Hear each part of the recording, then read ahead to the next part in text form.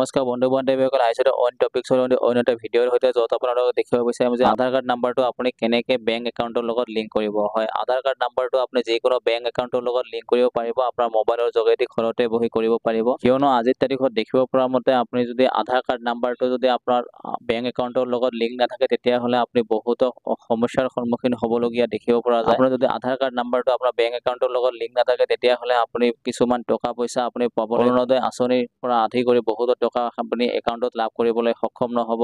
চ' সেয়েহে মই ভিডিঅ'টো বনাবলগীয়া হৈছে। যদিহে এতিয়ালৈকে আপোনাৰ আধাৰ কাৰ্ড নাম্বাৰটো আপুনি বেংক একাউণ্টৰ লগত লিংক কৰিব পৰা নাই, অনলাইনৰ যোগেদি কৰিব পাৰিব, যিকোনো বেংকৰ লগত কৰিব পাৰিব। চ' ভিডিঅ'টো আপোনাৰ কাৰণে বহুতো গুৰুত্বপূৰ্ণ হ'বলৈ গৈ আছে। যদিহে এতিয়ালৈকে ভিডিঅ'টো লাইক এটা কৰা নাই, লাইক এটা কৰিব, আৰু যদিহে চেনেলটোত নতুন হয়, চেনেলটো ছাবস্ক্ৰাইব কৰি বেল আইকনটো ক্লিক কৰিবলৈ পাহৰি নাযাব, এনেধৰণৰ ইম্পৰ্টেণ্ট অনলাইন ভিডিঅ'খিনি অতি সহজে পাই থাকিবলৈ। তো বলক ভিডিঅ'টো আৰম্ভ কৰিছোঁ। চ' তাৰ কাৰণে আপুনি আপোনাৰ মোবাইল বা কম্পিউটাৰৰ পৰা যিকোনো এটা ব্ৰাউজাৰ অপেন কৰি ল'ব। মোবাইলতে অতি সুন্দৰকৈ কামটো কৰিব পাৰিব। চ' মই মোবাইলতে দেখুৱাবলৈ চেষ্টা কৰিছোঁ, সেইকাৰণে আপোনাক মই কৈছোঁ মোবাইলতে আপুনি কৰক। তাৰ কাৰণে আপুনি যিকোনো এটা ব্ৰাউজাৰ অপেন কৰি লৈ পেলাই চাৰ্চ বক্সত টাইপ কৰি দিব NPCI। জাষ্ট আপুনি NPCI বুলি টাইপ কৰি দি পেলাই চাৰ্চ কৰিব। চাৰ্চ কৰাৰ লগে লগে সন্মুখত এনেকৈ এটা ইণ্টাৰফেচ আহিব। তাৰপিছতে আপুনি ইয়াতে দেখিব পাৰিব, একেবাৰে ফাৰ্ষ্টতে আপুনি দেখিব পাৰিব, একেবাৰে সন্মুখতে আপুনি ওপৰতে দেখিব পাৰিব, ইয়াতে বহুতকেইটা অপশ্যন আছে। ইয়াত অপশ্যনৰ ভিতৰত আপুনি ইয়াতে দেখিব পাৰিছে এটা অপশ্যন আছে কনজুমাৰ অপশ্যনটোত আপুনি ক্লিক কৰি দিব। চ' কনজুমাৰ অপশ্যনটোত ক্লিক কৰি দিয়াৰ লগে লগে ইয়াতে বহুতকেইটা অপশ্যন ওলাই আহিব। 5 নম্বৰ অপশ্যনটো মানে 5 নম্বৰ অপশ্যনটো যিটো আছে দেখিব পাৰিছে, ভাৰত আধাৰ চেণ্ডিং ইনেবল, ইয়াতে আপুনি ক্লিক কৰি দিব। চ' ইয়াতে ক্লিক কৰি দিয়াৰ লগে লগে আপুনি নতুন এটা পেজলৈ ৰিডাইৰেক্ট হৈ যাব। ইয়াতে দেখিব পাৰিছে এনেকুৱা এটা পেজ ইয়াতে আপোনাৰ অপেন হৈছে। ইয়াতে দেখিব পাৰিছে welcome to Aadhaar Bharat seeding enabler, ইয়াতে আপুনি দেখিব পাৰিব। তাৰপিছত ইয়াতে স্ক্ৰল ডাউন কৰি তললৈ আহিব। স্ক্ৰল ডাউন কৰি তললৈ আহি পেলাই ইয়াতে দেখিব পাৰিব, আপুনি এইটো পঢ়ি চাব পাৰে বেংক একাউণ্টৰ লগত কেনেকৈ লিংক কৰিব। চ' ইয়াতে সম্পূৰ্ণ প্ৰচেছখিনি ইয়াতে কোৱা আছে।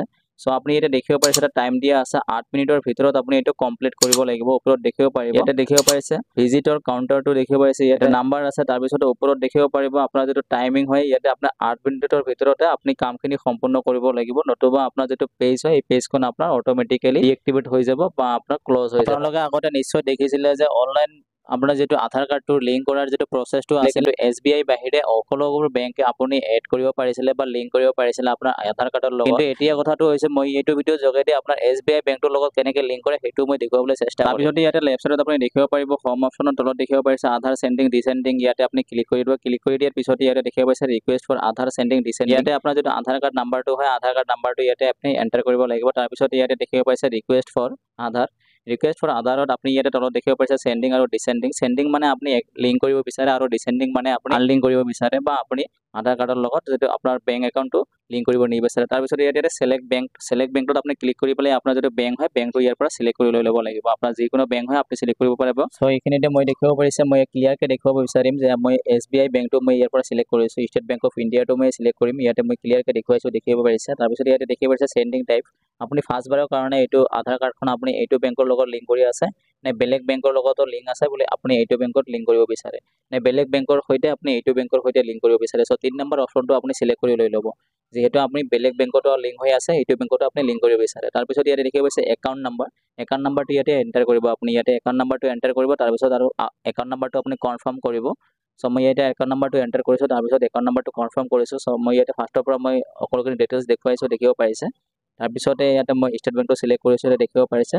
তাৰপিছতে আপুনি তললৈ আহিব, তললৈ আহি পেলাই তাৰপিছতে দেখিব পাৰিছে ইয়াতে মই সকলোখিনি ডিটেইলছ মই এণ্টাৰ কৰাৰ পিছতে তললৈ আহিব। অলপমান তললৈ আহি আপুনি ইয়াতে এটা টাৰ্মছ এণ্ড কণ্ডিশ্যন আছে, টাৰ্মছ এণ্ড কণ্ডিশ্যনখিনি দেখিব পাৰিছে ইয়াতে by submitting my Aadhaar number, bank account number and Aadhaar details ইয়াতে দেখিব পাৰিব। তাৰপিছত বেংক একাউণ্ট নাম্বাৰটো যিটো মই এণ্টাৰ কৰিছোঁ এইটো ইয়াতে শ্ব' কৰিছে। তাৰপিছত অন দিছ প্লেটফৰ্ম, মই এইটো বেংক একাউণ্টৰ সৈতে মই আধাৰ কাৰ্ডটো ইয়াতে লিংক কৰিব বিচাৰোঁ বুলি, এইটো এটা ষ্টেট বেংক হয়, এইটো এটা টাৰ্মছ এণ্ড কণ্ডিশ্যন হয়। চ' ইয়াতে আপুনি টিক কৰি দি পেলাই ইয়াতে দেখিব পাইছে কেপচাটো ভালকৈ ইয়াতে এণ্টাৰ কৰিব। ইয়াতে নাম্বাৰ আহিব কেইটামান, নাম্বাৰকেইটা ইয়াতে আপুনি এণ্টাৰ কৰিব। যদিহে বুজোতে কিবা অসুবিধা হয়, তেতিয়াহ'লে আপুনি ইয়াতে ৰিফ্ৰেছত ক্লিক কৰি পেলাই আপুনি এইটো বেলেগকৈ নাম্বাৰটো ল'ব পাৰিব। তাৰপিছত ইয়াতে কেপচাটো আপুনি এণ্টাৰ কৰিব, এণ্টাৰ কৰি পেলাই ইয়াতে দেখিব পাইছে ছাবমিটত আপুনি ক্লিক কৰি দিব। চ' ছাবমিটত ক্লিক কৰি দিয়াৰ লগে লগে আপোনাৰ যিটো ফৰ্মটো হয়, ফৰ্মটো আপোনাৰ ছাবমিট হৈ যাব, ইয়াতে দেখিব পাৰিছে।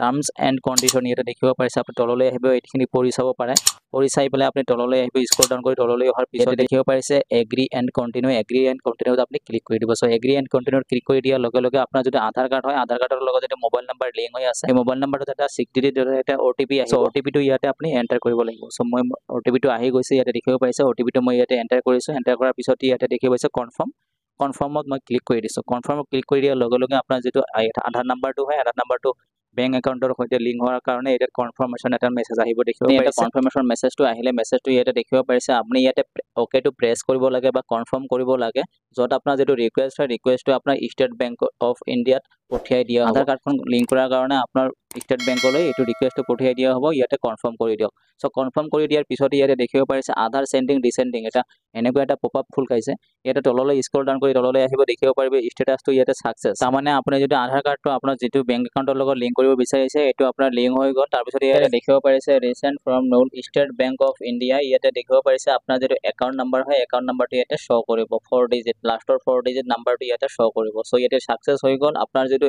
আধাৰ কাৰ্ড নাম্বাৰটো হয় আধাৰ কাৰ্ড নাম্বাৰটো ছাকচেছফুলি আপোনাৰ যিটো একাউণ্ট নাম্বাৰৰ লগত লিংক হৈ এনেদৰে আপুনি আপোনাৰ যিটো আধাৰ কাৰ্ড নাম্বাৰ হয় আধাৰ কাৰ্ড নাম্বাৰটো এতিয়া ব্ৰাঞ্চ বা বেংকত নোযোৱাকৈ আপুনি আপোনাৰ মোবাইলৰ যোগেদি ষ্টেট বেংক বা অইন কোনোবা বেংকৰ লগত লিংক কৰিব পাৰিব চ' আশা কৰিছোঁ ভিডিঅ'টো হেল্পফুল হৈছে বন্ধু বান্ধৱীলৈ বেছিকৈ শ্বেয়াৰ কৰি দিয়ক এখেতৰ যিটো আধাৰ কাৰ্ড নাম্বাৰটো হয় আধাৰ কাৰ্ড নাম্বাৰটো বেংক একাউণ্টৰ লগত লিংক কৰিবলৈ যিহেতু চেনেলটো নতুন হয় চেনেলটো ছাবস্ক্ৰাইব কৰি বেল আইকনটো ক্লিক কৰিবলৈ পাহৰি নাযাব এনেধৰণৰ ইম্পৰ্টেণ্ট অনলাইন ভিডিঅ'খিনি অতি সহজে পাই থাকিবলৈ জয় হিন্দ জয় অসম